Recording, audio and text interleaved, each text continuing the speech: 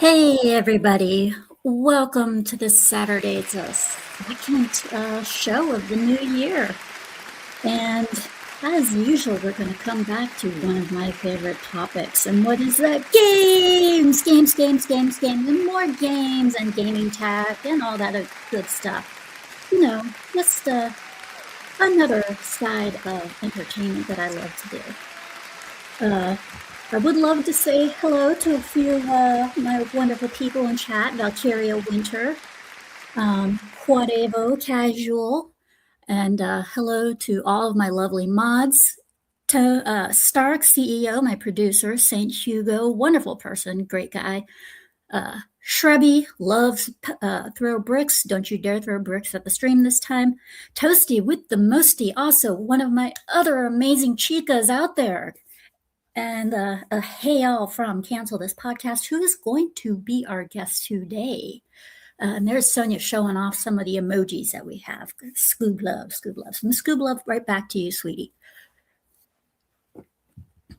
And of course, like I said, much love to my mods, such as Zelosi, one of the best mods from the East Coast.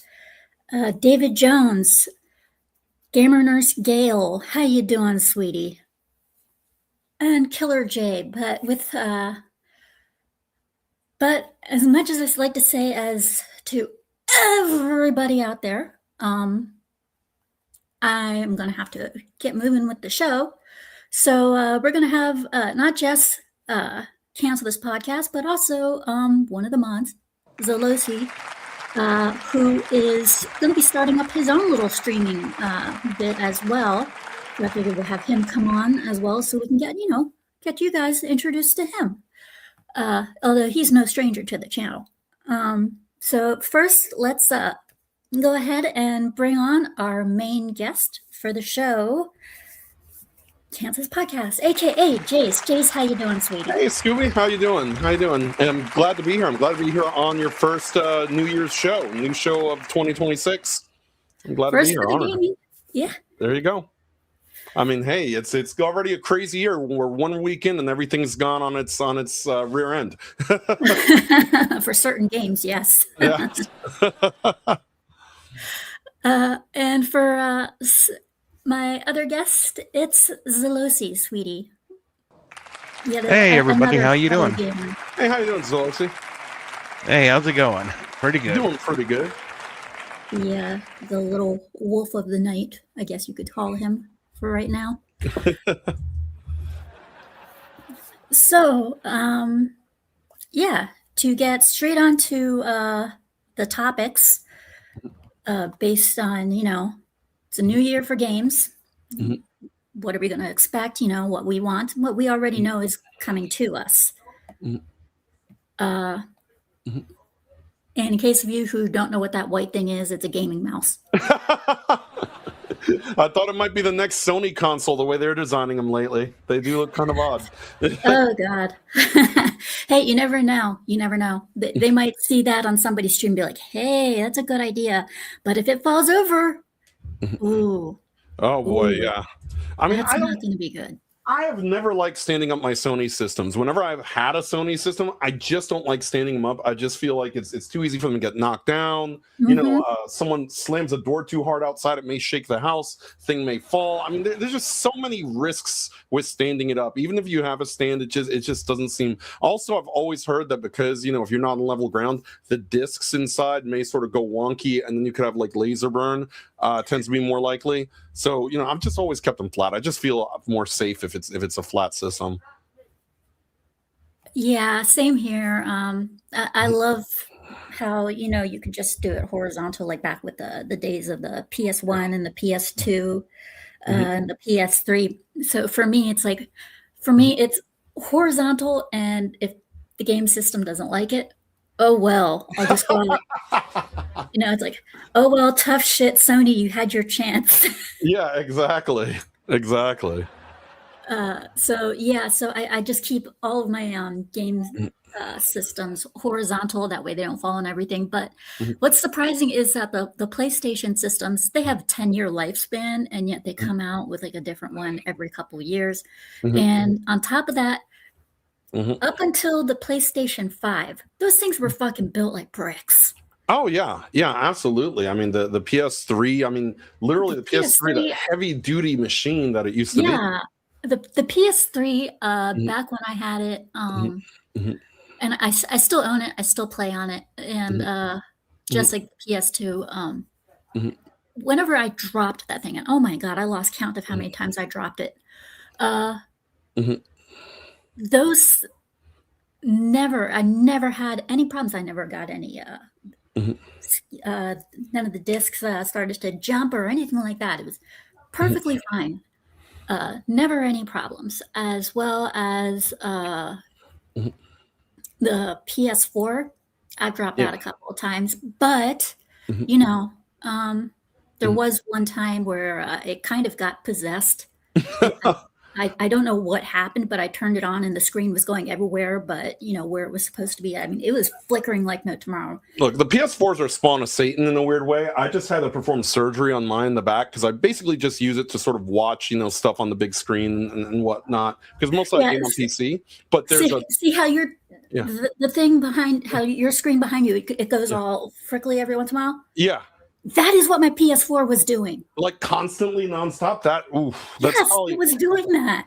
I'll tell you. I had to go to GameStop and get a new PS4, but the guy over there, he and I were friends, and he gave me a new PS4 with 2 terabytes, brand new. I was like, I love you, dude. Yeah. But before we go any further, I would love to give a great big shout out to Shrubby 1989 for gifting 5 Scooby memberships. And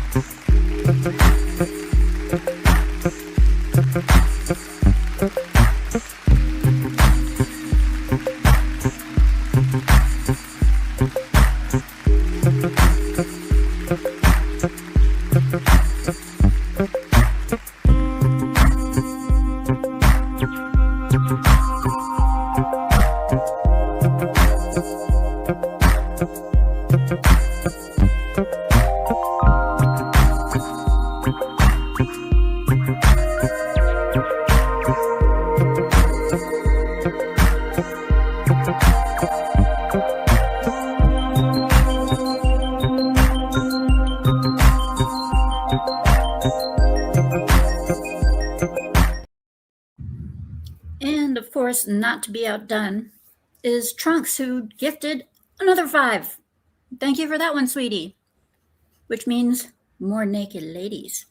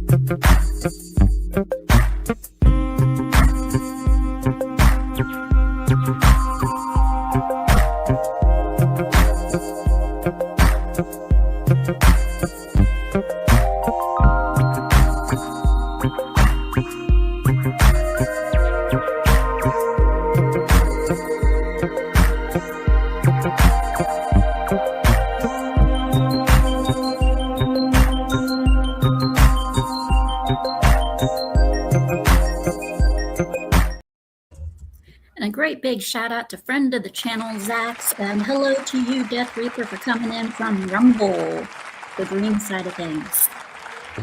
I don't think we'll ever get tired of that clip. And hello to Carlos Fish as well. That is one of the first clips I ever had on my show.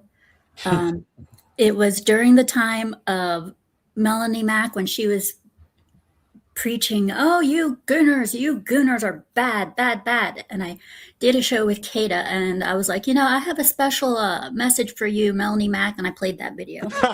I've never understood getting uptight about like women in gaming, or what I consider, to be normal behavior between men are supposed to be attracted to women are supposed to be attracted to men. If you're one of the other like gender things, that's just, I'm not even getting involved in that. But you know what, like I don't see anything bad about it. I think it's healthy to be attracted to females if you're a man, so I don't get Melanie's I think she's a little heavy-handed when it comes to that.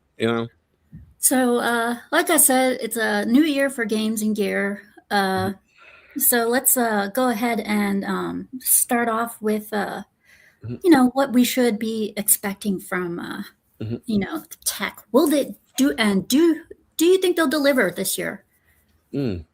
It's hard for me to say with the consoles. I think consoles are in a weird spot, but I think there's a possibility that because of everything going on with RAM, with SSD prices, NVMe prices, graphics cards, you may see console get a bit of a resurgence. And it's not lost on me that they are probably salivating at the possibility that people who may want to play their games may be stuck going back to what I call console serfdom. But also I think that with the PS5 and with the Xbox Series X, they have a problem on their hands, a Steam-sized problem.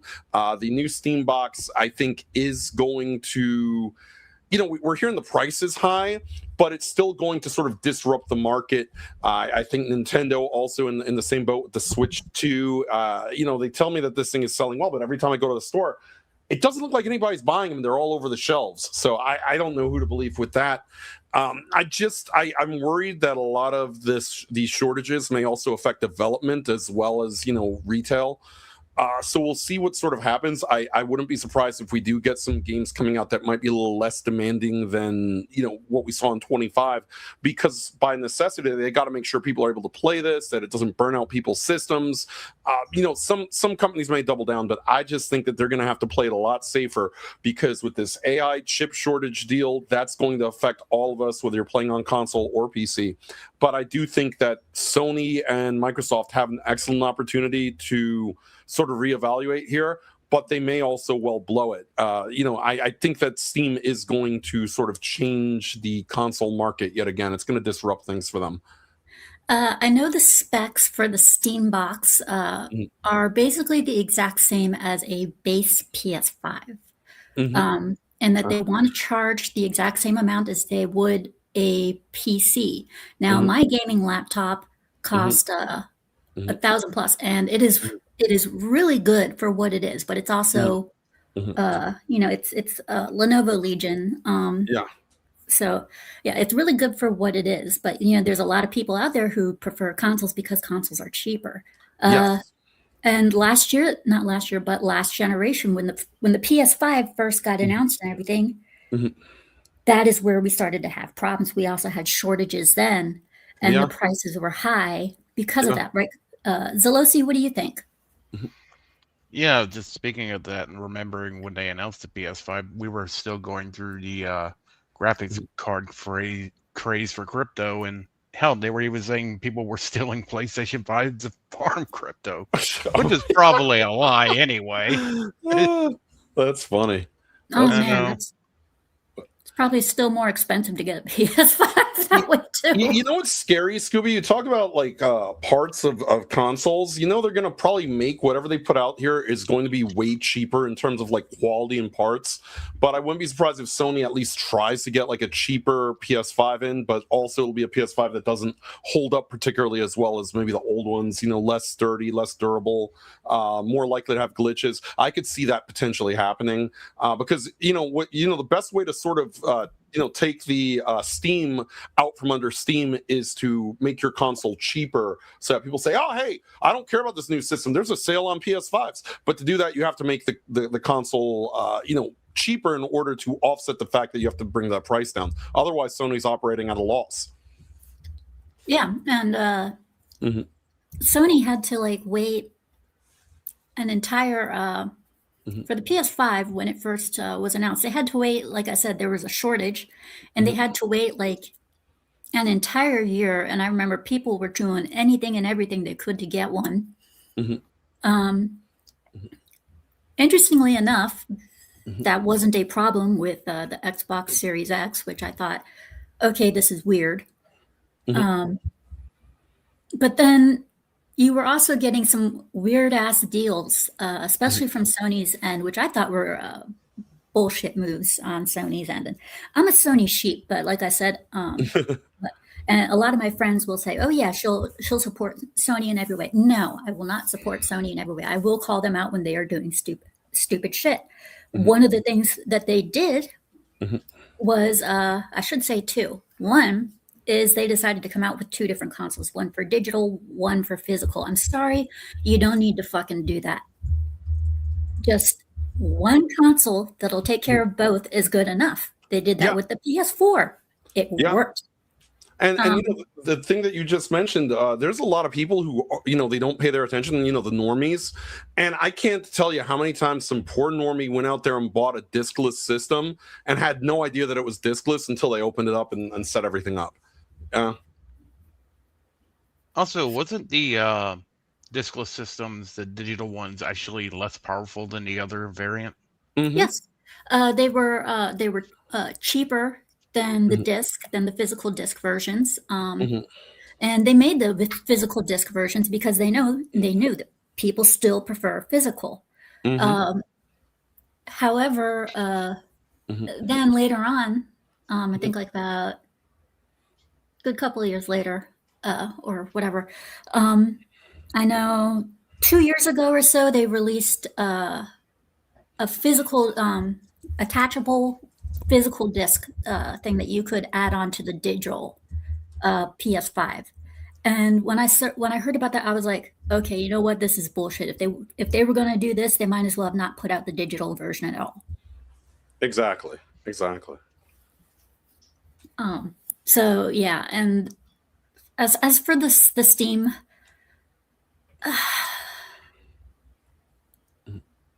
I want to say I look forward to it. I mean, if anything, they've had better history with the Steam Deck. Absolutely. And I got to say, the Steam Box, that's one hell of a leap. They're risking a lot for that one. Yes. And the pricing for it is what's going to, and I think pretty much the pricing for it is going to be the deciding factor. Because if they price theirs higher than PlayStation, yet lower than a PC, and it doesn't perform, then we're going to have problems on their end. Yeah. Especially since their specs are that of a base PS5. If they're going to have it as a base PS5, you're better off just going out and getting a PS5, especially if they're more expensive than a PS5. Well, why do that when you can get the same specs from a different system for a cheaper price? Exactly. It's going to be an interesting sort of thing to see too, because the one thing whenever a new console does come out is whether it's Sony, whether it's Microsoft, whether it's Nintendo, that first batch of systems is always insanely glitchy. There's always something wrong with it. They're freezing up, they're locking up, they're bricking themselves because this happened or that happened. I've sort of, that's the other thing. Usually, if I do get a console over a PC, I'll usually wait till the console is like really cheap and sort of late into its lifespan, because by that time they've worked out a lot of the bugs. Who knows what kind of bugs this thing is going to have out the box? And I'm not trying to denigrate Steam. They might have done their quality testing, but quality testing is something that's sort of been on the back burner for the past decade in gaming. So I just expect these things to be really buggy out the box. And you may have all these people picking up the system, and then something like 10% of them report, oh, my system's not working right, or it's not hooking up right, or it burnt out, HDMI port burnout, or it's not recognizing controllers, some sort of problem. There's always a problem there, and it makes me worry to pick up anything brand new anymore. Zalosi, what you got thinking? I'm sitting here thinking I am actually kind of looking forward to seeing this thing come out. And I actually do have some faith in the Valve managing to pull this off and actually releasing a decent piece of hardware. But again, the main point is what's going to be the price. I mean, people have been quoting numbers left and right, but we haven't heard anything official. My thought is going to be something at least a little bit higher than the Steam Deck itself. Around that area, at least $700 to $800 at the most. A lot of people are calling, since they say they want to price it around a computer, that would roughly bring it around, I'd say between 800 to 1K, because and I say it for this reason, because the top of the line Steam Deck right now, it's like $700 or so. And now they're going for the console. Now they're going to try and charge it like they would a Steam Deck and go higher than that. They're still going to have problems with that. As far as the VR headset, well, I've seen people go out, get VR headsets, and then end up using them as paperweights. It's still kind of a janky little system, though. Yeah. It's a janky little system, but personally, in my personal opinion, I find I see VR gaming exactly the same as I saw 3D TVs, a gimmick. Yeah. That is how I see them. And I just can't really see them as being used for anything other than, I don't know, maybe paperweights. Yeah. In my opinion, it would be a paperweight. It's not that different when the Wii sort of, because of the motion controls, Sony and Xbox tried to sort of get on board and copy it. And there was like this weird niche for everything to have some version of it. I believe Xbox's was Kinect. And it sounds great on paper, but then what happens is nobody really actually bothers to use it. And there ends up being like maybe 3 or 4 games for that, sort of, specific niche. And I now I know there's a niche for VR, but it's not. I don't think it's widely accepted. As of yet, very similar to that Kinect sort of feature that was running around back in the day. Yeah, and the thing is also, another thing is, when it comes to the VR, you got to take a look at medical conditions. It can, for a lot of people, it makes them sick. And nauseous, and for other people, like I tried for my niece, she wanted to go to an arcade and she wanted to do VR gaming. And I'm her favorite aunt. She's constantly telling me that, so it's so no, I'm not declaring I'm the favorite aunt. No, she keeps saying that. And she wanted me to do some VR gaming with her, because so I was like, okay. I couldn't even get past the tutorial because I'm epileptic. Oh yeah. And I started to feel the twitch, and I was like, no, I can't. I'm sorry. Yeah, you have to watch with that, because like you said, it could trigger medical conditions. And then obviously if you've got anything, even with your eyesight and stuff like that. Like I remember when they tried to make Virtual Boy a thing way back in the day with that ugly red field of vision thing. And I remember using it and just having like the worst headache afterwards. Like I just had a headache all the rest of the day. I'm like, no, I can't do that. I still look at the Virtual Boy. I instinctively just get a headache when I look at it, just thinking back on it. I think that virtual reality, I think for some people, it's great, but I don't think I don't think it's going to be adopted by the majority of the population. The same way, like when they're trying to do these glass goggle things out in public, like Google Glass and whatnot, it really hasn't taken off. It's a niche. There is like a group of people that will enjoy it, but I don't think it's ever going to have like that wider mainstream appeal. Mm-hmm. Yeah. Because because she's 11. Mm-hmm. And when she found out that I couldn't do VR, she was like, okay, well, I'll have Daddy do the VR with me. 10 minutes later, she comes out wobbling. I don't like it. And I was like, come here, come with Aunt Joy. And she, because that's her nickname for me. And I was like, let me introduce you to what your daddy and I used to have fun with. And I walked her over to the arcade area where all the arcade machines were and everything like that. And I was like, now this is what we call fun. And we started playing all these different games, and I kept on beating her on a lot of them. She goes, you're cheating. And I was like, no, it's called experience. Experience, exactly. The kids don't know how hard we had it back in the day on NES and Super NES, and 3 lives, no continues, no save points, no warnings that a boss was coming up. I mean, look, people complain about Dark Souls being hard. Try the Ninja Gaiden trilogy on NES and see how you feel afterward. The real days. No. See how you're feeling afterward when you can't beat frickin' Shredder in a Teenage Mutant Ninja Turtles game. Oh boy, that game is legendarily difficult. The swimming in the first Ninja Turtles game was awful. I think I could never really get past that level.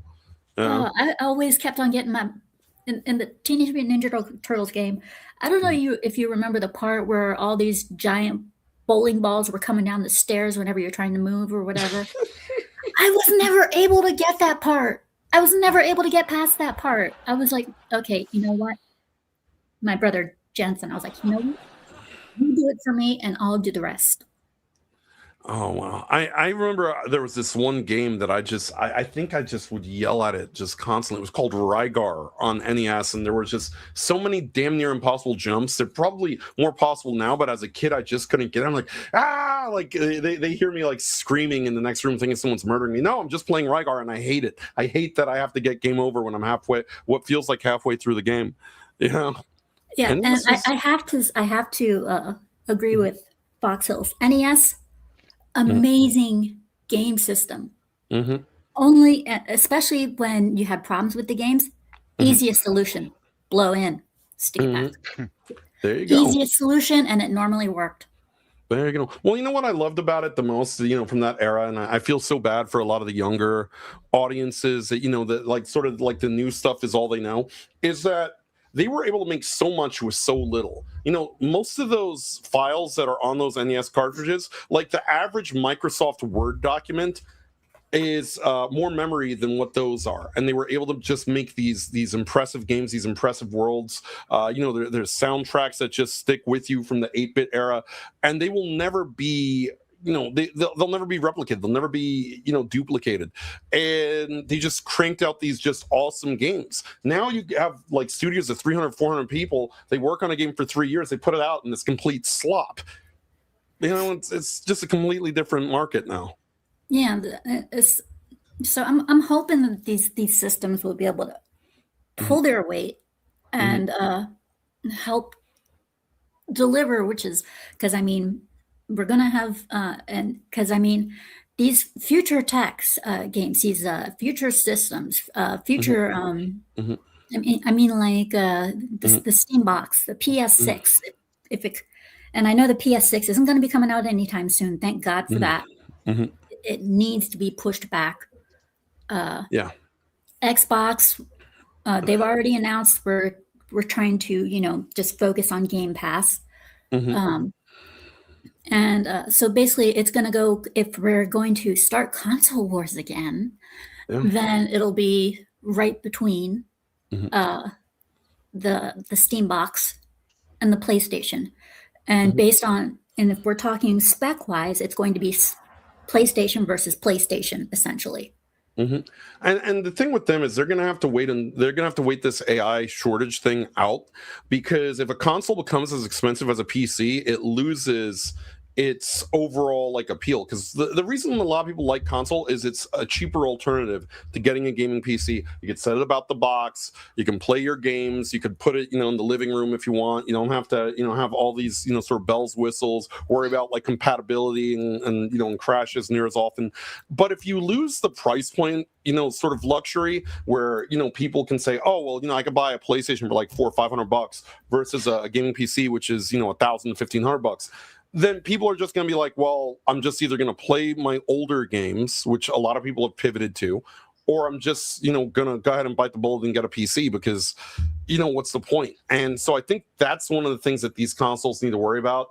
I'd also just sort of a word of warning to Microsoft: ditch the AI thing. If you they're doing it across the board with everything Microsoft puts out. If you try to, market Xbox, oh, we have AI, we have Copilot. No one's gonna buy it. You might as well you've just made a very expensive doorstop. Just stop with the AI already. People are sick of hearing the words AI. In 2026, it's only been a week. Yeah. Zalosi, any comment? All I know is following that up right now, Microsoft's getting some pretty nasty backlash right now from Copilot. And there's going to be a lot of people jumping ship soon, either to Linux or Mac, if it keeps up. Yeah, I remember one of the problems for Dreamcast is the Dreamcast really had some potential. The only problem is they used Linux, and Linux was not it's not a good system in my opinion to use for game tech, because for that they had a lot of hackers and a lot of problems with it, and Dreamcast went down in no time. So it had its run. Not a fun run, but it had its run. It had its good games. But if they had used anything other than Linux, they probably would have had a longer lifespan and more successful one at that. Yeah, and Maverick in the chat just brought up a good point about Steam. Steam OS is one to watch because one of the things that I think prevents me a lot of time from going to Linux, aside from the fact that during my day job I do deal with people that deal exclusively with Windows. You're never going to get them off Windows. But the big issue for me also is I've seen people who tell me, and how someone's on Linux, they'll tell you it's like the veganism of operating systems. It kind of is. The big problem though is that they'll tell me, oh yeah, everything works in Linux except for like these 3 games which I had to go through this, and then my head's already spinning. Like, no, I do not want to go through an extra 4 hours to get one game to work and then have to go through all sorts of bells and whistles and run it every time. So the compatibility issues that some people say, oh, they're resolved, and other people are like, no, it's a nightmare. I'd rather just have something that really just focuses on the gaming in terms of the OSs, because I don't want to deal with Microsoft Windows. Windows 11 is the worst performing operating system of all time. There's reports of people doing benchmark tests, and it fails in every metric compared to every previous version of Windows before it. So, that's something that they have to get away from. They have to get away from this AI, from, as Lucy said, they're getting a lot of backlash over Copilot. Copilot is just a disaster, and they're trying to integrate it into everything Microsoft puts out, whether it's phone apps, whether it's Xbox, whether it's Windows. They're going to put it on everything, and people don't want that. They've already said absolutely not. They've rejected it, and Microsoft just keeps doubling down. They're like, well, don't call our AI slop. I'll call your AI a slur. Take those clankers the hell off my computer right now. I remember there was one thing that really annoyed me about the PlayStation systems, the early ones, the memory cards. Oh yes, you had to insert them and hope you get that one save point on there. And if you lost one of them, you were fucked. Oh yeah. I lived with my brother for a while. Towards the last couple of years of the PlayStation 2, he and I lived shared an apartment. Um, and he had an Xbox 360 and a PlayStation 2, and I was constantly asking him, give me your PlayStation 2. I want it. I need something to game on. And he kept on saying no. And so one day I just got, and I started to, and I got in the habit of doing this. Whenever he pissed me off, I would take his game cards and I would hide them in my room. Oh boy. And I would revel in the amount of times where he would be, where the hell are my game cards? What the hell? What the fuck were they? And I was like, That's evil. music to my ears. Oh Because boy. I'm the little sister, and the youngest is always the pain in the ass. I used to have the big memory card that it had like 20 pages, and they used to recommend against getting those where you could just change the page. It was like a really big memory card that cost like $60, and it was like 8x memory card. That's what I used to use, to try to not have to, keep track of so many of them. But I do remember when I was young, when the PS1 first came out, and I wasn't aware of the whole memory card thing. I picked up the PS1, I picked up Resident Evil. I did not pick up a memory card. I thought just like NES consoles, it would, save, the way that everything else does. And we got through like a certain part of Resident Evil without the memory card and thought we were doing really well. We thought we could make it through. And then we hear the clicking sound, and the hunter walks in and in one shot decapitates Chris. And I'm like, every curse word. I think I invented new curse words that day, because I realized that without a memory card, there's just no way you can beat Resident Evil more than likely, unless you're Japanese. The Japanese will beat that game in 2 hours with a combat knife and laugh at American. Stupid American, you needed bullets. We choose violence. We choose melee. And then of course, Maverick Gaming is right. The one benefit of having those little cards is if you ever went over to a friend's house, you could bring those cards with you and play the game over there with your buddy at whatever checkpoint or whatever. But if you left that card at your friend's house, well, you were screwed too. So yeah, so I think that was one of the major downsides for the PlayStation 2. When the PS3 came around and they didn't have that issue, I was like, oh, thank God.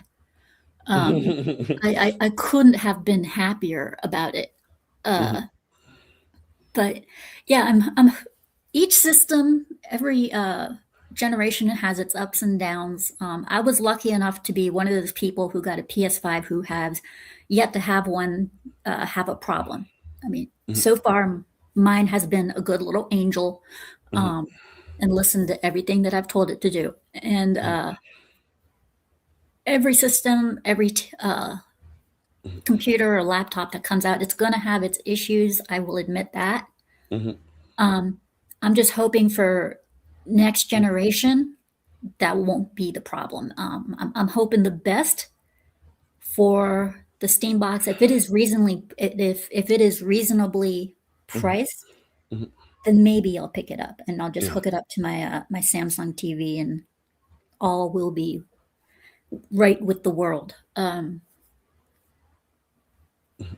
But hopefully, I wish the best for. I wish the best for it. I'm cautiously optimistic. So, but as far as the VR for the Steam goes, good luck. That's all I can say. If it hasn't been that great with the PlayStation, I don't think it'll be that great with the Steam. Like I said, I personally think it's a gimmick. Yeah, absolutely. And as far as games go now, that is a completely different story because we have some pretty good upcoming games. That's true. There's a lot of good stuff coming. I think that a lot of companies are starting to sort of read the room on complaints that we've had for the past 2 or 3 years in gaming. You're starting to see the pivot. It's not like right away, but you see it subtly and slowly, where they're finally starting to sort of listen to some of the things that we've been telling them. Hey, we don't want this. Hey, we don't want, ideologies infesting our games. We just want you to make good games. And I think that this year is going to be a big year for, those who are, wanting to see that pivot from the games industry. Yeah. Yeah. For example, we have Mega Man. Let's see. We have Mega Man. We have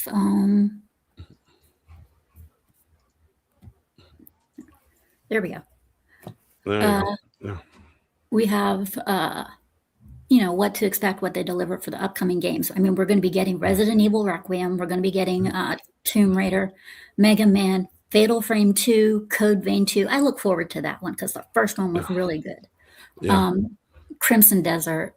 I know a lot of people who are looking forward to Mega Man, and that is one of such people is Furious Dan. Yes. He is super stoked for that. Same here. I wish I could say the same, but I was gonna say I really would have loved if they did Mega Man X instead of proper Mega, like baseline Mega Man. But I'll take a new Mega Man game. It's a compromise, I miss Mega Man X. That was my jam. Oh, I know how you feel, man. I miss it too. Yeah. I was never really. I mean, I tried so hard to like Mega Man. I really did, but I was more of Beautiful Joe. Oh yeah. And Sonic the Hedgehog. I just could not get into Mega Man. I just never could. I tried so hard, but I was never, ever able to get into Mega Man.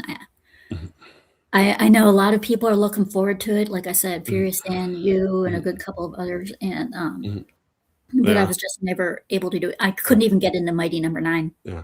I think the thing for a lot of us too is Mega Man has been sidelined for so long, other than putting out packages that are just essentially collections of the old ones. But as far as like a proper Mega Man title in any of it, whether it's X, whether it's Mega Man Legends, whether it's proper Mega Man, whether it's Battle Network, Capcom just seems to have forgotten this franchise for so long. I mean, Resident Evil still consistently seems to get, releases, and, Street Fighter obviously gets the releases, but people have been, sort of clamoring for, when are you going to bring Mega Man back? And I think that that's sort of one of the things with a lot of these companies too, is that they're holding on to these IPs and these titles that they've done not a lot with. But it does, add a fanfare and excitement when you see something that's been sidelined for so long make a resurgence. So it'll be exciting, when we see this start to happen a little more often with a lot of other, companies as well. I mean, again, people look at like sort of Tomb Raider and they're like, wow, this looks like this might be, and not the journalist version of it, but like our version of a return to form. Where a return to form, they co-opted that, because a return to form is when a game goes back to its roots. It's not when a game goes woke, but they started using it as that. Tomb Raider is looking like a return to, sort of the Tomb Raider of old. Some people say her boobs aren't big enough, but hey, look, we're making a step in the right direction. She looks like an actual woman. She does not have Jay Leno's chin and a flat, completely flat chest. Like, this is a step in the correct direction, so I'll take it. I think that, a lot of it also is you're going to see a lot of these, nostalgia bait kind of games, because you've seen a lot more, of a resurgence of retro, or, whether it's sort of the arcade style, 4-player beat 'em up, whether it's the action platformer, Metroidvania style games, which we used to just call action adventure when I was young, or, even now with RPGs, you've got HD 2D, which is sort of more akin to what you used to see on like Super NES and the early PS1, the Sega Saturn. I do think a lot of these companies are starting to make a big pivot this year. If it is one thing that I am nervous about, and this genre really is not getting a lot of love, and that is horror games. When it comes to remakes, or even ones that are just brand new IPs, and they're not what you would call horror games. The original horror games, like the original Fatal Frame, the original Silent Hill, all those those first ones, those were scary. Yes. original Siren. That was scary, but annoying as hell to play. Like, so annoying, I had to give up on it. I was like, screw it, because there were so many missions where you had to bring some along. And Shrubby says, agreed, mods are a personal choice. You're going to have a character walking around like a damn dojin, exaggerated booba-sized character. That's your choice. Having them look like a woman is not a crime. Exactly. And like I said, one of the hardest genres to go back to is the horror, because it's hard to make a good one. Like one game that a lot of us were hoping for would be Silent Hill F. A lot of people were hoping, that would be a return to form. And in some cases, it was. In other cases, it was not. And for some people, was it scary? Yes, to an extent. It depends on your point of view. For me, was it scary? Yes. I had never played a Silent Hill game before. I've seen others play it. And when I mean seen others play it, I mean like I've watched the entire game play through. But for me, it was because for this one, they were following actual Japanese lore. They were going straight into they were like going straight into Japanese lore. And Japanese lore is, how should I put it? Unless you understand it, it's not going to be scary. But if you understand it, if you understand actual Japanese lore, it will be scary to you. Yeah. Fatal Frame was absolutely amazing with well-timed jump scares and the way you had to fight in it.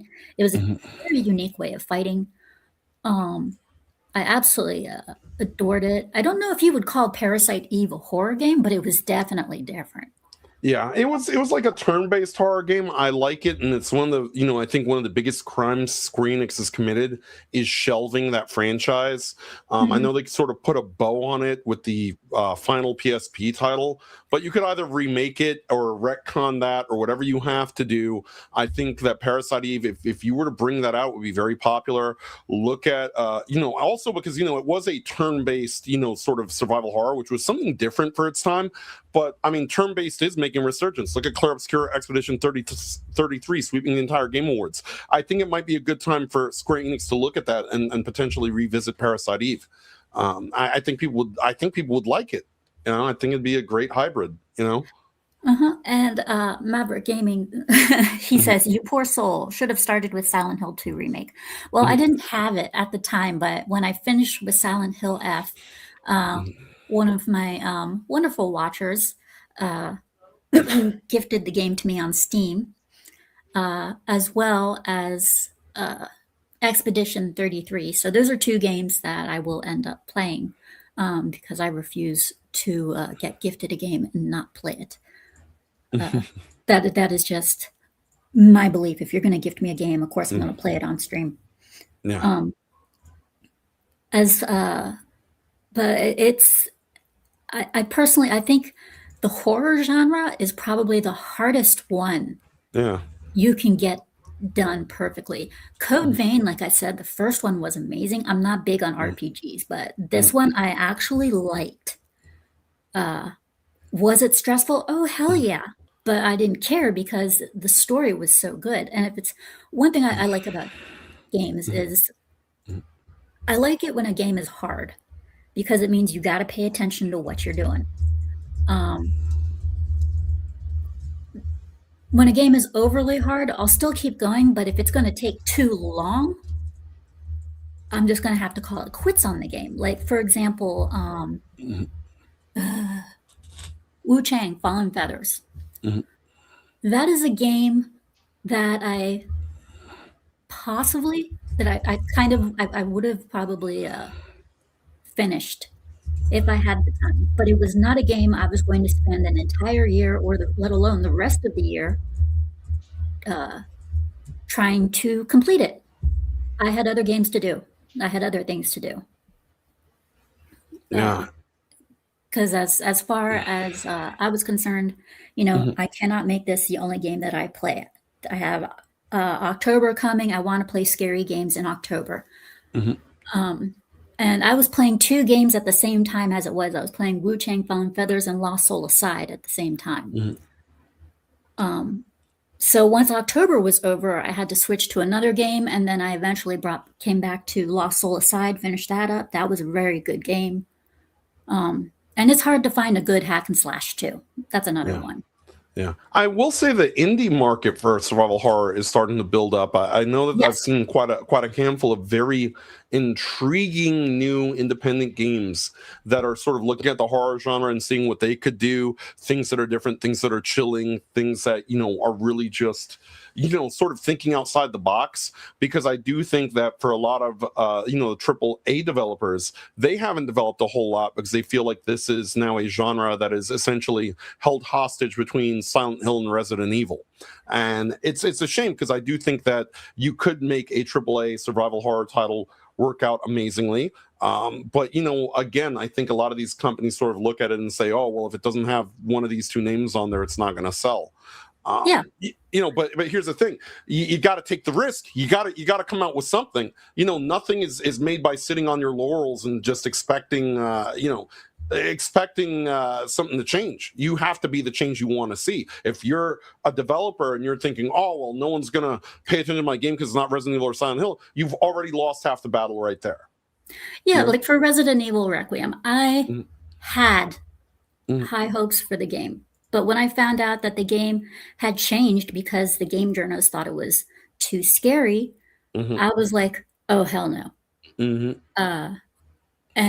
Because they were like, I don't like playing a game where you can't see what's coming up around the next corner if it's the end of the wall or there's another hall. And I'm like, that's part of the horror factor. And so what did they do? They lit up the hallway a lot more so you can see whether there's another hall coming or if there's a corner, in case an enemy is coming. So it's kind of like, are you kidding me? And then on top of that, right after the Game Awards, what was something that happened? They started throwing fits because Leon looked the same. Oh, he's too good looking. God damn it, he looks the same that he did in Resident Evil 4. Yeah, it's funny because the thing with them is that they want to light up a Resident Evil game. Like, the Resident Evil games are supposed to be very dark, very foreboding. They're supposed to give you inherently a level of tension when you're playing them, like something's going to pop out in a corner, what's going to happen, or dog's going to pop out, is this dead body going to get up? Even the first game, if you look at it, and one of the things that I loved about the first game is you would look at like someone who was dead and you would think he was part of the background until he reanimated and started going at you, and you're like, oh, you're just like, just jump scare, what the fuck, all that. Like, I miss that. Like, it was genuinely like a feel. There was like a sense of dread every time you got to a new part of the mansion. The games journalists are ruining everything.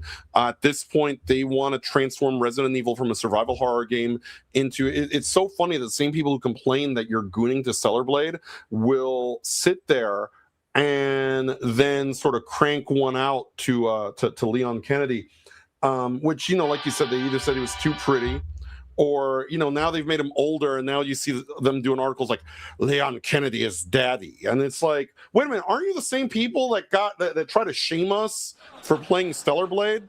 And you're Leon Kennedy's daddy, or they'll be like, you're mad because these chuds want to look up Ashley Graham's skirt. By the way, here's the Leon Kennedy dong mod we never knew we needed.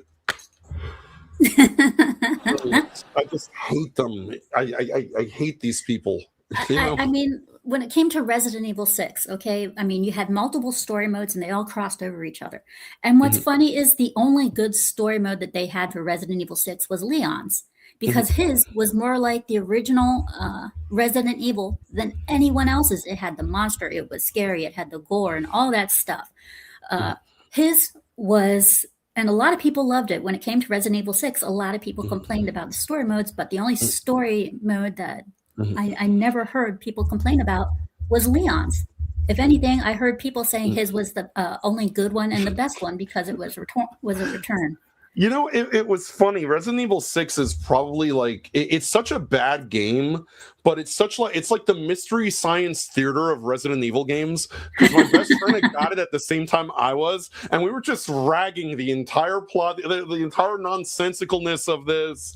You know, so Chris is all like, Chris finally, after like all these other games, all these other events, finally just now he's just getting PTSD for some reason. Like, this doesn't make any sense. This game does not make any sense. And it's just such a weird game. It's so over the top. There's only one reason why I got the game, and you're going to laugh at this. Mm-hmm. Because if you pre-ordered the game, mm-hmm. you got free tickets to mm-hmm. Great America's Fright Night. Oh, nice. And I had me and my best friend from Japanese class. Mm-hmm.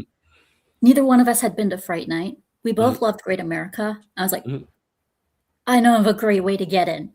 And she goes, how? And I was like, I'm going to pre-order. I was like, just wait. So I pre-ordered the game. I got us the tickets. And we went to Fright Night, and we had a blast. I think my favorite pre-order bonus in Resident Evil was Resident Evil 5. If you pre-ordered it, came with like this Capcom. It said Capcom on it, but it was a necklace of the continent of Africa.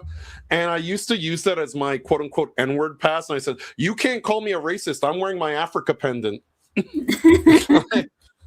used to use it to deflect against all criticism. But, so Lucy, what did you think of modern day Resident Evil? To be perfectly honest, I kind of checked out of Resident Evil after 5. It's like when mm-hmm. I saw 6, it's like I just really don't care about the series anymore. I mean, mm-hmm. I enjoyed 5 for what it was, but after like 4 and 3 and all the classic ones, it's like this isn't the Resident Evil I enjoyed. They just changed it to a more action-based. See, I echo what Zalosi says, because I feel like after they killed off Albert Wesker, like the series was kind of lost. Like, I feel like they did that, mm-hmm. but they didn't figure out what they really wanted to do after that. They put themselves in a box, and that is how we got a mediocre Resident Evil 6, because they didn't even know what they were really doing with this story. And at that point, even then, you already had developers at Capcom going like, well, maybe we should reboot this. Oh shit, we screwed up. We killed Wesker, and now we don't know what we're doing with this franchise. So it was a very, and in my opinion, even though I was okay with Resident Evil 5, I do think the way they sort of, sent Wesker off for a great character was such a goofy cartoon villain sort of way to get rid of him that it was embarrassing. And so I do think, much to what Zalosi is saying, it really hurt Resident Evil. Yeah, the double rocket launcher. Yeah. And don't forget about how Resident Evil 6, their resolution. You're Wesker's son. Oh, boy. That storyline. I forget the name of the guy, but his storyline was all about him being Wesker's son. It's like, really? This is how we're going to go about things? You really want to go this? You really want to do this? That is so cheap. That is such a cheap way to get around it, too. Yeah. So, but then again, and for these AAA studios, mm-hmm. they've had plenty of time to perfect certain titles and to perfect, mm-hmm. They've had experience, they've had plenty of time to perfect their ways and so on, mm-hmm. and yet they still manage to fuck up. Mm-hmm. Like they'll get rid of IPs that did great, like Alice Madness. That was a great IP. And what did they do? They fired American McGee. He wanted to make a third one. He said, can I at least keep the IP? What the company say? No, it's ours now. Did they ever make any other Alice Madness games? No, they just kept the IP, and that was it. And that's one of the warnings that I give a lot of people, when they get overly excited for like a name coming back. And this is, and I hate to, sort of be, pessimistic about anything. Like when we see like Mega Man Duel Override, the people who brought the original games out for almost 90% of franchises that you like are no longer, involved with those franchises. Yeah. Rockstar Games for example, nobody working on GTA 6 was anyone that brought you GTA 1 through 5. It's just gone. It's a name. You're paying for a name. Don't pay for a name. Pay for, a game that's good. Now, if the game is good and happens to share that name, great. But, you have to sort of go in with it with an air of sort of caution because, as an RPG gamer, Final Fantasy 1 through 10, look, after Final Fantasy 10, most of those people left. Final Fantasy 13 is hot garbage, man. I played that, I went through it. I sort of, grit my teeth and soldiered through it, but it is an awful, it is a pale imitation of what that franchise used to be. And you have to understand that the people responsible for when the game became iconic, they're gone. They're either dead or they retired. All right, they laughed their way to the bank and they're good. What you now have are a lot of franchises are worn as skin suits. Case in point, look at Dragon Age. Don't. Yeah, without Sakaguchi, don't Final me. Fantasy's just kind of. Yeah, and then on the flip side, don't remind me of Dragon Age because then I start to think of Hypnotic's little character that he made. Fantasian is Sakaguchi, and it's a great RPG. So I mean, it just goes to show you sometimes you got to follow the dev, not the game series itself. A lot of them do tend to sort of move on and make spiritual successors that are more in line with sequels than anything else. Yeah. And I gotta give it to the indies. Great job on them, what they're doing. The thing is, what that's really also getting me about the journos is the way that they've ruined some games. Because as I was on Richard Spake's show last night, and I got into a little bit of an argument with his son when I said one of the things that makes Resident Evil cool is it has the gore. It's bloody. And he said, you don't need the blood. And I was like, let me give you an example. What makes a game good is not just graphics, it's gameplay, story, character, the build up to the story and character. You have to emphasize the danger that you're in. You have to emphasize what the enemies are like, which means if the enemies are zombies and they're covered in blood and everything, guess what? You need gore. And exactly. you can't saw an enemy in half and not have blood flying everywhere and whatnot, because that's like saying, never mind. That's nothing. They're not skin or anything like that. It's like, you got to emphasize these are zombies. Exactly. You got to emphasize urgency of situations. You got to emphasize how bad your enemy is.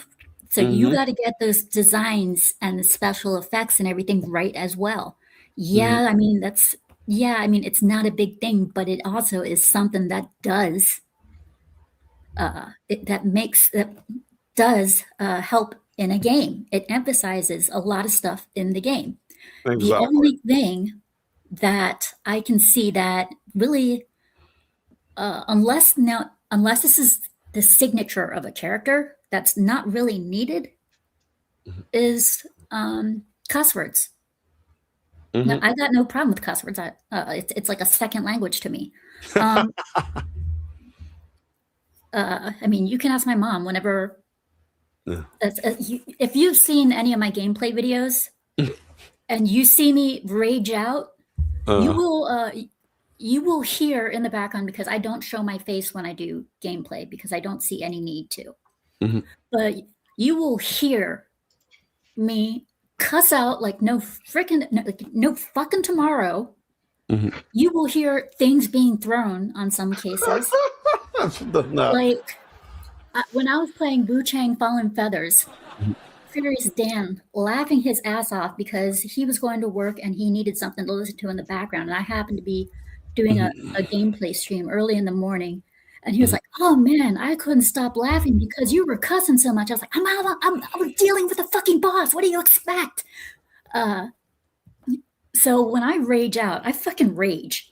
And not just on little levels. I mean, on high levels. There have been gameplays when I was playing Wu Chang when you can hear me throwing remotes, banging them against the table, just going flat out ballistic.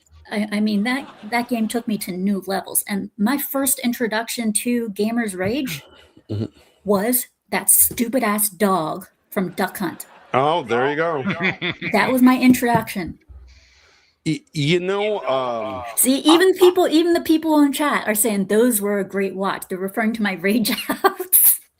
It's funny you mentioned that because I had a very similar problem a couple days ago. I was playing through Octopath Traveler 0 at the end of the year, and I'd used a mod that allowed you to eventually recruit characters from one of their other games, Champions of the Continent, because the modders had found a way to basically transfer something like close to 500 characters from the mobile game into Octopath Traveler 0, right? What I did not know, what the mod author failed to alliterate was that they also included a hard mode with their mod.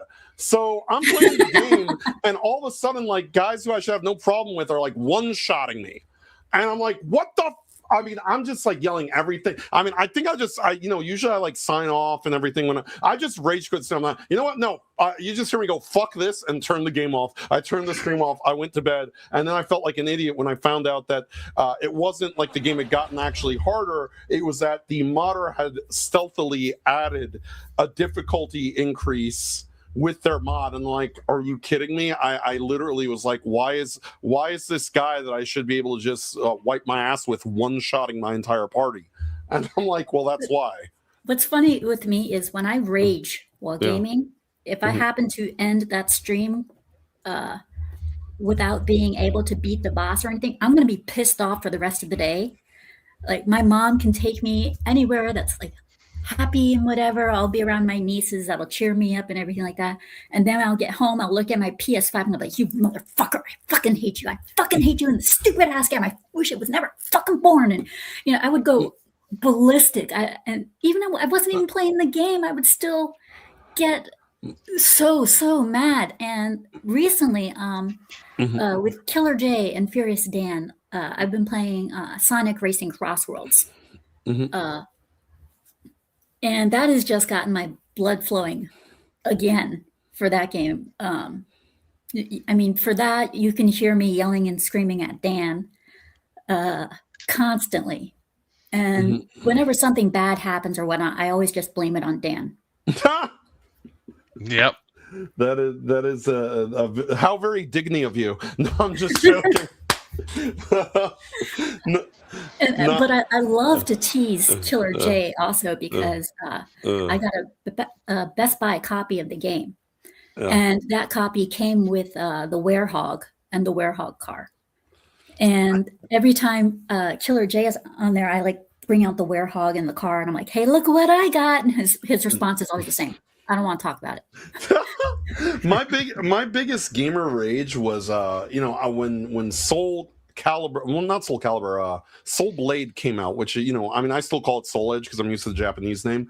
But I had this Edge Master mode, this like sort of story mode, and you get like extra character weapons and stuff like that. And one of the criteria was to beat Voldo, and you only have like one little sliver of health, and like it's basically whoever fires first wins. And Voldo just kept whooping my ass nonstop. And I got so pissed off, I took off one of my boots. I was wearing these heavy-ass boots. And instead of throwing my controller, threw the boot against the wall of my room and made this giant hole in the wall. Like, it was this heavy damage. I'm like, oh, shit, my dad's going to kill me. I ran, I scrambled, I put, like, a poster up over it, like a Resident Evil poster or something. And I'm like, I'm leaving it there until I can fix the wall. And I kept, by the way, because I was a lazy ass, I think it took about maybe 2 years before I finally patched that wall up. And I'm like, oh shit, now I want to move this stuff. I don't want to know that I busted a hole in the damn wall. For me, when it came to Wu Chang Fallen Feathers, I have my TV remote next to me normally at all times. Unfortunately for the TV remote, whenever I got pissed off, that's what would get thrown, and it would leave like a nice little black mark on the wall. So I would have to always wash it off. And at other times I would just take it. And I also have like a little table in front of me. I would take it and I just slam it against the table over and over and over and over. And just like, you motherfucker. And I would just grab it and just toss it. And even when I first started playing Wu Chang, I was like, please don't let me develop stick shift and stick drift. Stick drift. Oh boy. And it did. I got stick drift bad on it. I was like, motherfucker. Bane of And I my didn't existence realize I on the had Switch. yeah, I Bane of didn't my realize I had existence. stick drift until I started to play Stellar Blade one night, and I noticed Eve kept falling off the stage. I'm like, what the? And I was like, no, don't tell me, no. And I took my hands off the controller, and there it was. I was like, God damn it. I So really yeah, hate I was stick like, drift. son of a bitch, I now have to get a new controller. This sucks. Yeah, if you get stick drift or like the worst thing is when you have a problem with your controller, if you get like stick drift or a stuck button or something, like, oh, son of, like I can't deal with it. Like I have no patience for bad controllers. Hey there, Dash Attack. Thank you for swinging by before Dragoncast. But yeah, it sucks, and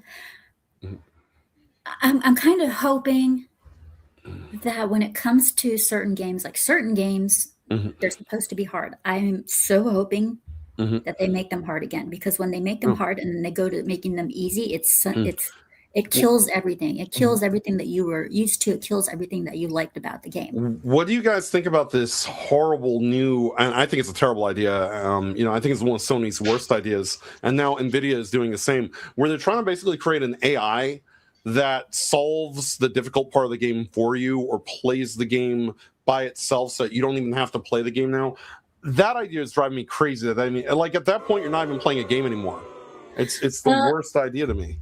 The only time I had no problem with something like that is back when I played Bayonetta. And they had like, and I knew I was in trouble with that game because the modes they had were very easy, normal, hard, and I think the other one was like Nightmare or something like that. It had way too many difficulty levels. And when I saw very easy, I was like, oh, I'm in for it. So I figured, okay, I'll start it on normal. I wish I had never done that. Oh boy. And so I figured, okay, I'll do it on easy. I was like, this is worse than normal.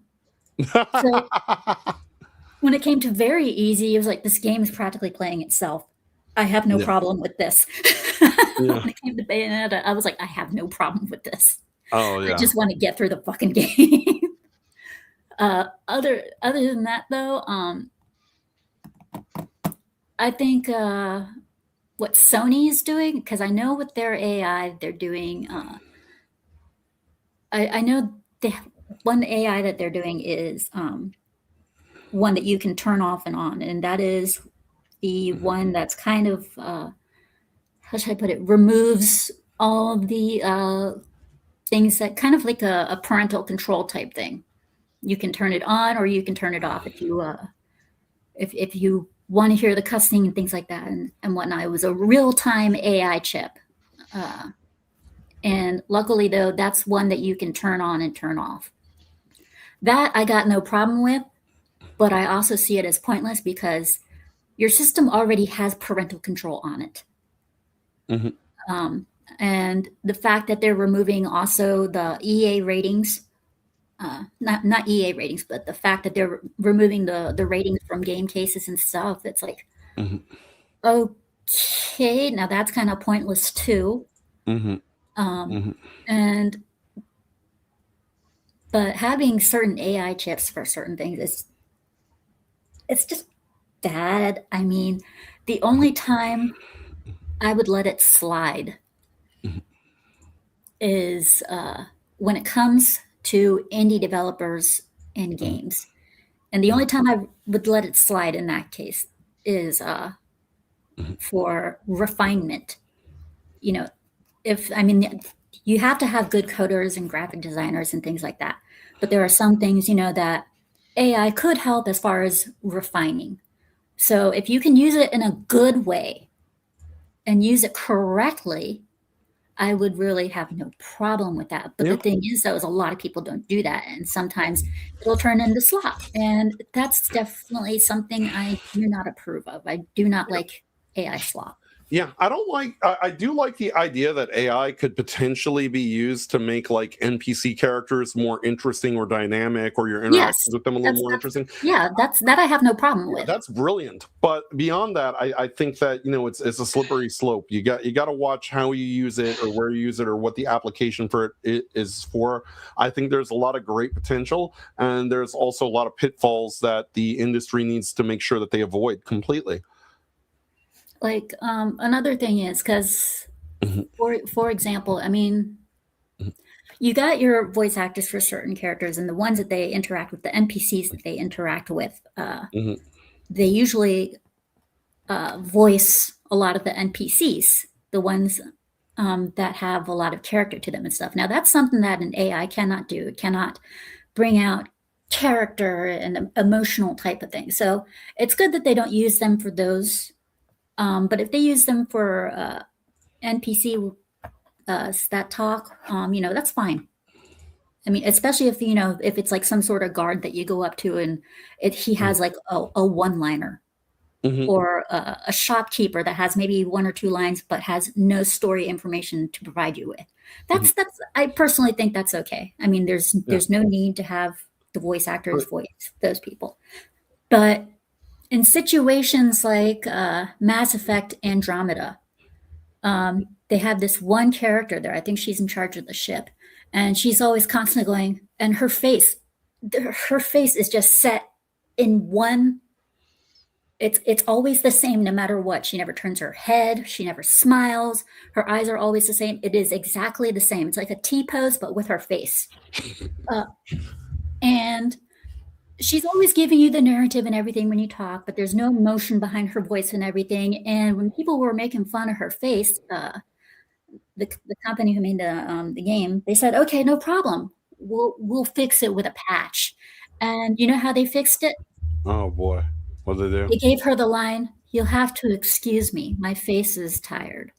What the? What the? Oh my god! I've never had that That happen. is exactly That that is where the meme "my face is tired" comes from. Oh my god, I mean, that just doesn't happen in the world. All right, that's not a It thing. does, apparently. In Uh, Mass Effect Andromeda, it does. oh boy, I shit you not. You look it up. It's right there. my face is Especially tired. the way she says it too. Her voice is like so fucking deadpan. Oh boy, that's just funny. That's just funny. I need to finish those. I never did finish the Mass Effect series. Yeah, The entire Mass Effect Andromeda game is a freaking joke. I swear to God. yeah. I've heard that before. I know they tried so hard to live up to the other Mass Effect games, but it was such a fail. I mean, either the character either the NPCs and other characters were like that "my face is tired" woman, Mhm. or they just didn't have much emotion to them at all. Yeah, I think that one of the things that's going to be interesting is to see how they repivot, with BioWare, because BioWare really has a lot to prove now. Everything that happened to them with Dragon Age Veilguard, there's a lot of people that are looking at, what is the next Mass Effect game going to be like? Are they going to go back to their roots, or are they going to take the route they did with Veilguard and just make Veilguard in space, which would be an absolute disaster? So that's going to be something that people are paying attention to. Obviously, now the Saudis own Electronic Arts, so that's going to also change everything. So I think a lot of people are very cautious. A lot of people are very worried going towards the next Mass Effect game. It's like going up to a dog you don't particularly know, and is it friendly or is it going to try to bite me? That remains to be seen. I think we'll get our answer this year. Yeah, I mean, a lot of people. I mean, okay. Here's an example. Mhm. Code Violet. Mhm. A lot of Oh, people were boy. a lot of people were looking forward to it. Mhm. They were like, yeah, a Dino Crisis successor, and now, Mhm. oh my God, this game is shit. What was I thinking? Oh man, that's one of those things. It's just it'd be nice if Capcom brought back Dino Crisis so we wouldn't have these type of problems. But yeah, this game, from what I see, it's scoring a 4 on the IGN. People are like ragging it. Yeah, it was like Oh, a this is 4.3. This is why you didn't want it on PC. You didn't want people to find out how bad it was. You know, I mean, good Lord, what a disaster that is. You know, that's not something you want to happen to your game, man. That's Their not. excuse was, "We don't want it on PC because of the dirty mods." Wink, wink, nudge, nudge. Yeah. But it's like, did you not see the costumes they advertised when they first put out the game? They don't need mods for it to be dirty. Well, I It's mean, like those unlockable costumes, they were looking good enough. the stupid thing about that is that, you know, there's a reason it's called Rule 34, which is if it exists, there is, you know, adult paraphernalia of it. And that goes for everything. So you're not protecting yourself. You're not insulating yourself. That is a dumb excuse. And everybody called you out on it. And the response was to block everybody who did, which is also just at that point, just they're taking the L on that. But you know what? Guess what? People are still going to take your characters, filter them through AI, put them in bikinis, or make them naked, or make them have intercourse. Like you are not going to prevent that. That is a thing that is going to happen. And by the way, by saying that was your reason, you're also drawing more attention to it for people to do just that maybe would have ignored doing that. You know, they may not have done it, and now you've encouraged them to do that by getting upset at them. And now we get to the final point. What we are expecting this year and what we want. I don't know about you, Zalosi, Cancel, Jace, I guess. What is it you guys are expecting this year? I mean, what is it that you want in particular? What are you hoping for? Well, for me personally, you know, I'm mostly a JRPG, you know, gamer and streamer. I stick to mostly JRPGs. One of the things that I was happy about at the end of 2025 was it does seem that Square Enix has fired a lot of the people that are responsible for a lot of the rot at that company. Activist investors have put a lot of money into the company now, and I'm hoping that it's a good year for RPGs overall. We saw Clear Obscura Expedition 33 do what people said for years could not be done by a turn-based game, and basically sweep the Game Awards. I think that's a wake-up call to Square Enix. I think it's a slap in the face to Atlas, who thinks that they're going to try to cater to the modern audience. I think that a lot of these game companies are going to have to put out some very quality RPGs, and Square Enix the biggest among them. We are in the Dragon Quest 40th anniversary this year. It's going to be a big year for Dragon Quest. You've got the Dragon Quest 7 reimagined, which it has some sort of leftovers of these people that were fired, but not enough to sort of ruin the game. You've got I expect them to make an announcement on Dragon Quest 4, 5, and 6 and to redo them the way they did the first 3 games. Dragon Quest 10 is getting a new expansion, which is the MMO, which is not available in the United States. You have to literally use sort of proxies and programs and DeepL translation to translate the game into English. And in a way, I love that because it gate kept itself. You don't have to worry about wokeness or anything like that. I mean, you have people calling people pieces of shit in the translation that you know that if it had an official English translation, that would be removed. So I do think that we're going to see a lot of that. I think Dragon Quest 12 may finally be announced at Tokyo Game Show. There'll be a Final Fantasy 14 expansion announcement at Tokyo Game Show this year. And I also think I have it on just sort of a speculation that being that it's the 8th year anniversary of Octopath Traveler, and 8 is a big number, I hope that they'll announce Octopath Traveler 3, because that series is so much better than anyone gives it credit for. It amazes me how people say, "Oh, Square Enix sucks now," and then like they put out like a 10 out of 10 RPG, and you're not paying attention to it because you're too busy watching Final Fantasy rehash keep getting brought out. And I will be glad when that's finally over with. Let Final Fantasy 7 die. I never want to see it again. I don't want to see it remade again in my lifetime. Just stop with Final Fantasy 7. Just stop. It's over. It needs to go away. It needs to die. Sad to say, we're getting Final Fantasy 7 Integrate. Yeah. I think that, and then I think the third part of them, I think, is coming by the end of the year, like the last part of the trilogy, since they said it was supposed to be a trilogy. I guess I don't know for sure though. I think they said about 2027. Oh boy, when that's coming out. So Lucy, what about you? What are you expecting? What is it you want? Well, like it's been said before, the wheels of change are slowly turning and things are starting to find a normal beat again, but it's still going to take more time.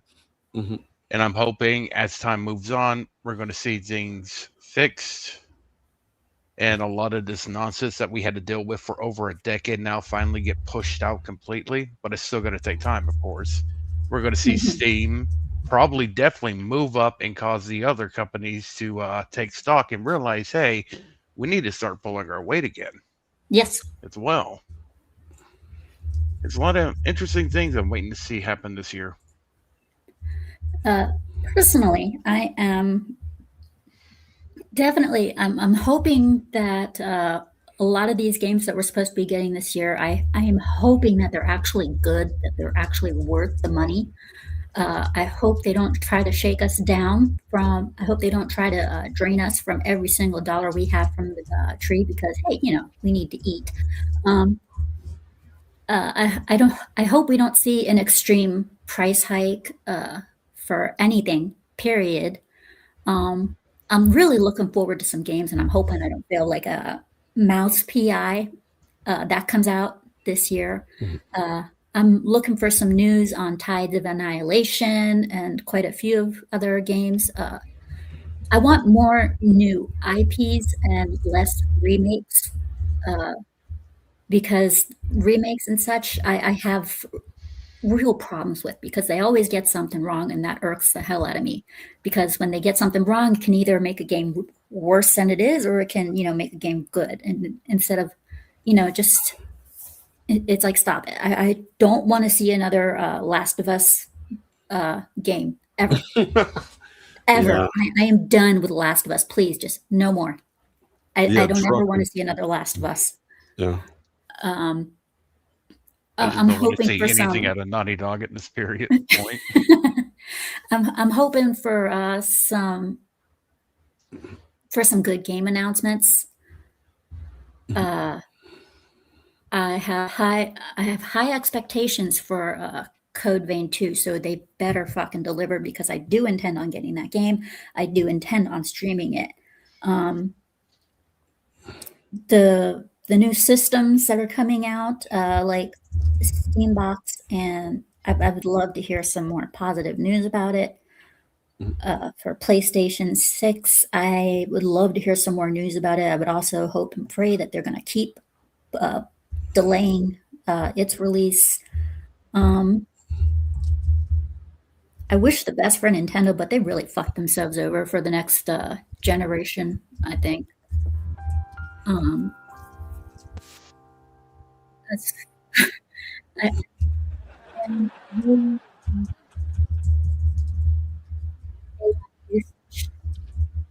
all around the board for both games and gaming systems. I mean, if they're going to use AI, then I hope and pray that they use it for good reasons instead of just jumping in and saying, you know what, hey, we're going to fire everybody, take the lazy way, and just use AI for everything. You don't need to use AI for music. You don't need to use AI for every single character in a damn video game, okay? It's not needed. Forget about it. Don't bother. That's not what the gamers are paying for. They're paying for the voice actors. I'm expecting good stories. I am expecting the gaming companies to stop bending the knee to the fucking journos ruining a game. If we're going to get a scary game, give us a scary game. Don't make it less scary because they can't handle it. So yeah, I'm hoping that they step up their game seriously on both tech and gaming. They cannot afford to let us down again. If they do so, I mean, because if it's not for us, I mean, if they screw up, they're going to go out of business because we won't want to pay for the products that they are putting out. Exactly. So they need to give us gamers what we want. We are hard to please in some cases, but we are also very easy to please in others. I agree. You cannot fail in one area but succeed in another. You want to make good money, you got to succeed in every area. Otherwise, you're fucked. Speaking of fucked, I just realized that new Wolverine game is coming, and I have no expectations for that game to be a good game. Yeah, I have No expectations for that either. I never had any expectations for that. I mean, dear God, did you see what Jean Grey looks like?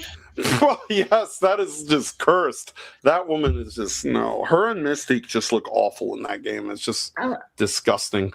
I was like, oh my God, you got to be kidding me. You got to be kidding me. The moment I saw that, I first I was my jaw dropped. At first, I was speechless, and then I was like, "Are you fucking kidding me? This has to be a joke. Please tell me this is like an early April Fool's joke or something." But apparently, no. But we did get a great indie game.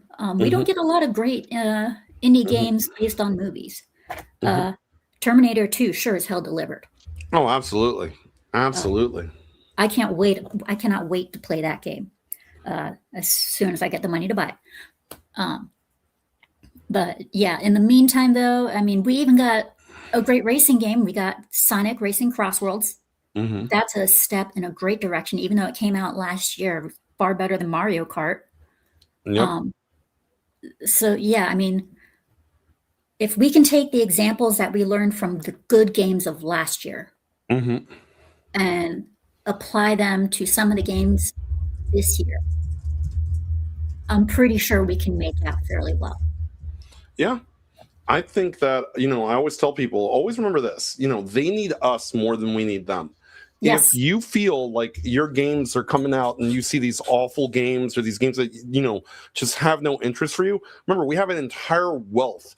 We have an entire library in the background that is still there. You could always go in your backlogs, and every one of us as gamers, it's just a known fact. All of us have a bunch of games sitting around that we either never finished and in some cases never started, and it's always a great time to do that. If these companies piss you off, go back, grab an older game that you forgot about and jump into that. And that's been basically what I'm doing. There are so many RPGs that I either missed because I was busy or, just sort of running around dealing with this and that. And I'm still busy, don't get me wrong. But, it's like rather than buy a new game and be disappointed, I'll play this game from like 15 years ago that I never finished. Like right now, I think I'm replaying Bravely Default. I did not buy the Nintendo Switch 2 version of the game. I can literally get it online with an HD texture pack for free, play it and enjoy it, enjoy this game on my terms. So, there's always options. There's always options out there for us as gamers. I think one of the things that's beautiful about being a gamer is that we are some of the most versatile and enigmatic people that, when it comes to finding a solution to a problem, we're very good at that. And whether it's indie games, whether it's old games, whether it's, anything else that you've got in your library, I think we all have extensive libraries we could go back to and revisit, which is just a beautiful thing. Yeah, and they hear us. They'll say, "Oh, they threatened to boycott. That means nothing. We don't have to boycott. We got other ways, and our other ways can screw you over just as bad as a boycott. We don't need to boycott. Exactly. All you have to do is look at player wallets. numbers or sales numbers and stuff. So it does. Boycotting doesn't matter. We have other ways to fuck you over. Take note of that, game companies who are listening. It's a beautiful thing. It is a beautiful thing, though, because I do think a lot of these companies are finally, raising the alarm, sounding the alarm. You hear a lot of chatter at Sony that they're sort of thinking of pivoting back to Japanese development companies that they sort of, got away from and sort of doing. Yeah. After seeing what happened with Ghost of Yotei, seeing what's likely projected for intergalactic, I think a lot of people are just they're already checked out of that before it's even begun, and they're Sony's looking at it and like, how are we going to pivot away from this? And so I think you've got them looking at it. I think you've got Microsoft. How do we pivot away from this? Nintendo has just dug their heels and like decided they're just going to crash the Titanic into the iceberg, which is unfortunate. But I also do still think the Steam box may sort of change the landscape at least enough for the other companies to sort of get back in line and figure out what they need to do to, wow us, entertain us, and also to try to earn our money. Yeah, especially, and that's one benefit here of Sony delaying their PlayStation 6 is if they come since the Steam box is coming out beforehand, they can learn from the Steam box what people are saying about it, how people are reacting to it, and so on. And they can apply what they're seeing, what they're learning, and apply that to the PlayStation 6. Absolutely. And yeah, and that's a great thing. Unfortunately, the Nintendo Switch 2 did not learn that lesson. As far as Western games, we both know, all three of us know, they're not going to change their ways. They're too set in their freaking way. They're too set in their fucking ways. Yes. But they have, gaming companies, but Sony, and I would say Nintendo, but Nintendo never changes their ways. They are a Mario IP. Period. Exactly. They will stick to what works for them, which is They'll good on always them. play it safe. Yes. So I believe Sony is actually waking up to the idea that, people are leaning more towards the Eastern games. People prefer the Eastern games. They're noticing Stellar Blade did well. I mean, did very good. Silent Hill, it took home Game of the Year in the Japan Horror Game Awards. All they're noticing all the Eastern games that have come out, even Lost Soulside and whatnot. It's all of those have been doing very well, are well liked. They and I think they're picking up on this. And the only people, I mean, even the indie games are doing extremely well. And as far as the AAA companies, they are picking up on it, but they're not going to do a damn thing. They're too set in their ways. But I think the Western gaming companies are picking up on it. But like I said about the AAA companies, they're not going to do a damn thing because they're too set in their ways. But I think things might change in certain areas as far as gaming goes. Yeah, exactly.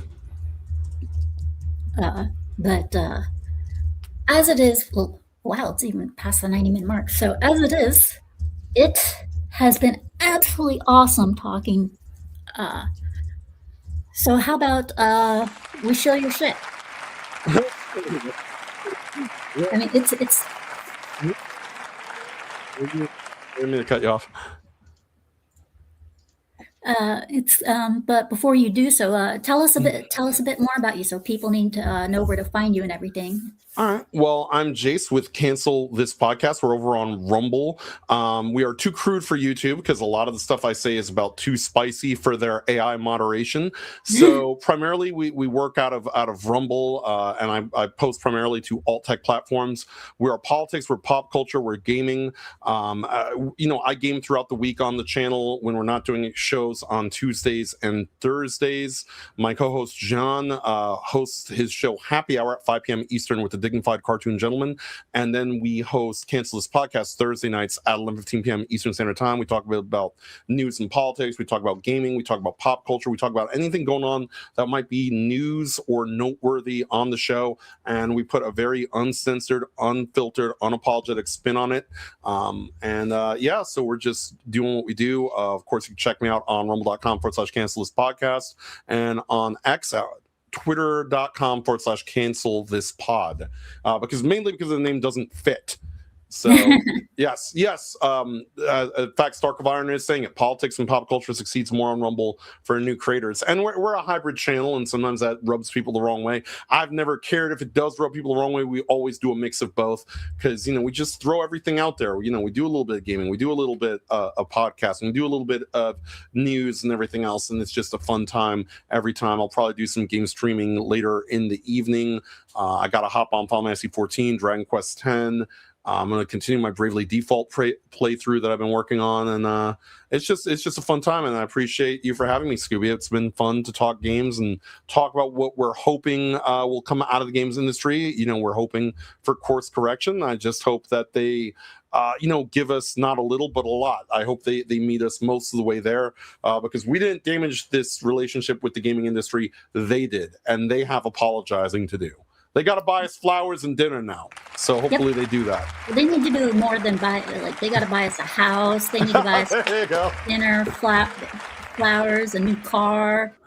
Exactly. You got a lot of apologizing to do. So you have anything in particular coming up? Or?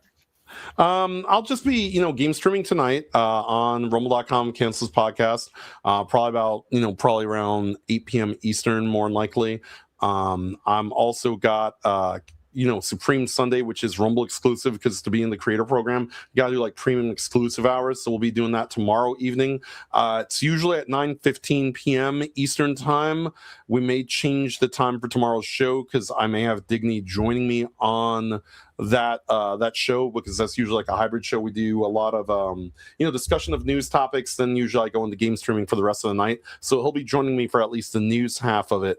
But I may sort of make it a little bit earlier, just so that he doesn't have to wait until late at night to hop on. So we may have it at an earlier time. We may have it at like 5 or 7. I need to get with him and see what we're doing. But there's always something going on the channel, unless I've got real life plans, at which point, I'll take a day off and usually do my real life stuff. But yeah, it's just a lot of gaming. It helps to keep me calm. Ironically, because I just mentioned on this show that I throw shoes at walls and headsets and controllers and the whole nine. But yeah, it does keep me calmer, I guess, than I normally am. So, it's part of being a gamer. Yes. It is in our blood. We have the rage. The rage. We must deal with the rage in some way, shape, or form. I remember when I first started playing. Not first started playing video games, but I remember when I first decided to, when it came to therapy, because I have a very bad temper.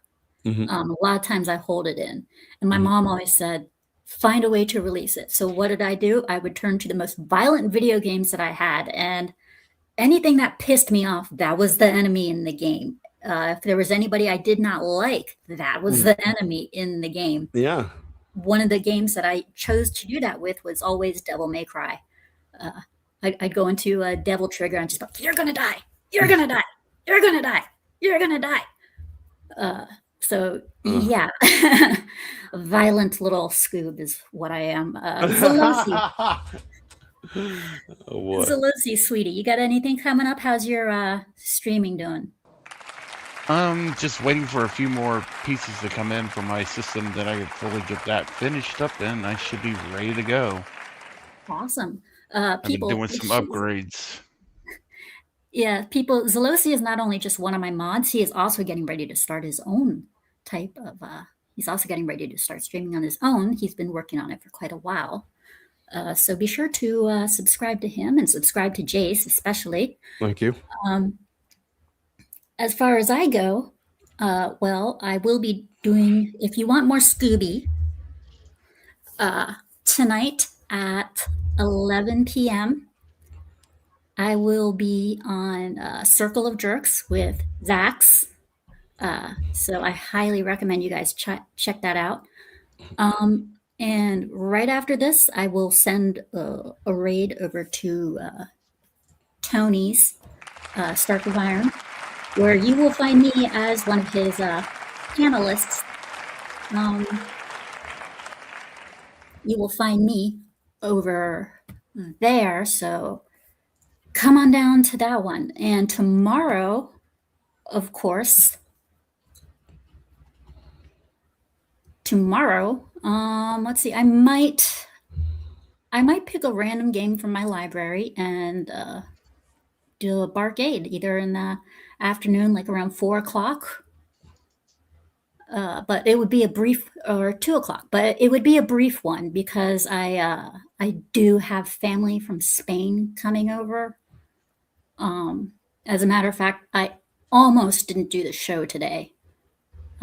One of the family members of mine passed away. Oh, I'm sorry to hear that. My condolences. Yeah, it was an uncle. He was, he was just getting up there, and I'm glad he's, no longer in pain. Mm-hmm. My condolences. Yeah. No, thank you. If it hit anybody extremely hard, it definitely hit my mom extremely hard. So yeah. But she said, show must go on. So I was like, okay. And it sucks to do anything last minute. So, I mean, it sucks to cancel anything last minute if it's one thing I hate to do, if it's one thing I refuse to do, and that's cancel things. Like cancel this podcast. There we go. Nice segue. I appreciate that. Yeah, it was great to have having you. Also, all next week I will be bringing back SCOOBYPUP'S Barcade, and I will be doing a lot of Sonic Racing Crossworlds, where I will once again be cussing out Dan like no tomorrow, blaming everything on him and shooting as many. I will try to saw his car in half and stuff like that. Make Killer J sad because I have the werehog and he doesn't. And of course, I will be dropping I believe the last I have, because I also do reviews, but everything in my channel has a spin on words. So instead of an arcade, I have the barcade. Instead of reviews, I have rough views. So on Friday, I will be dropping the last of the Has Been Hotel season 1 review videos. So be sure at 2 p.m. Eastern. So guys, be sure to check it out if you've been enjoying them. And I will be doing another SCOOBYPUP'S rough views video coming up. So keep an eye out for that as well. Thank you guys for coming in. For those of you who do not know, I have a new ending. It's just me dancing around, so I don't have to continuously type dances in the ending. Because that is one thing I do a lot, Jace, is I'm constantly typing dances to the ending. Yeah, no problem. So, you made it easier on yourself. There you go. I made it easier on myself. I just took a little AI, made my character dance, and I had Stupenzo take my opening theme, tack it onto the video, and I was like, easy. There we go. Easily done. So yeah, there's that. So like I said, come on over to StartCast, which is right after this. And then later on tonight, 11 p.m., I believe Central, is going to be Circle of Jerks with Zach. So come on down for that one, because that one's a great show. It's very easy, very laid back. We just watch videos from YouTube and of people being, stupid. And, just random stuff. It's a very chill stream. I recommend you guys check it out. So, yes, thank you for coming in. Hopefully you'll be able to come in again sometime. Anytime. I will definitely be hooking up your links and everything on Twitter, so you guys will check it out. So, yeah. And, no, thanks for telling me about the time for your gameplay. Now I can check them out and everything. Yeah, anytime. Thank you so much. It's been fun to do this, and I appreciate you having me on. Oh, no problem. Thanks for coming on. Anytime. And everybody, chat, thank you all for coming in. Scrubby and Trunks, thank you for coming in, thank you for the SCOOBYPUP memberships. Those were awesome drops, so thank you very much for those. And for everybody in the chat, thank you so much for coming. I would not be where I am without you. I do this for you guys. You guys are the reason I do all this stuff for. And I hope you're enjoying it. I hope you enjoy the rage outs that I do when I do the barcade and stuff like that. I do all of this for you. I hope you're enjoying it. Please like, subscribe. If you would like to become a member, please do so. We're trying to get to 1K as much as possible, but it's going to be a slow climb. But anyway, please like, subscribe, follow, leave a comment after the show. And thank you guys for coming. Like I said, hang around for the raid. We're going to automatically go straight into Tony's stream. So again, thank you guys. Have a good night, morning, all that and all that stuff.